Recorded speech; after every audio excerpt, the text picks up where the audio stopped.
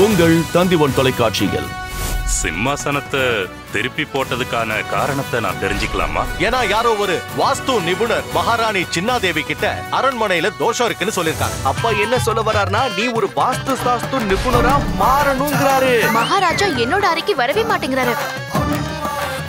மகாராஜாவை ஈர்க்கிறதுக்காக அவங்க திட்டம் போட்டுக்கிட்டு இருக்காங்க. அது உன்னோடது இல்ல, என்னோட அன்னப்பறவை.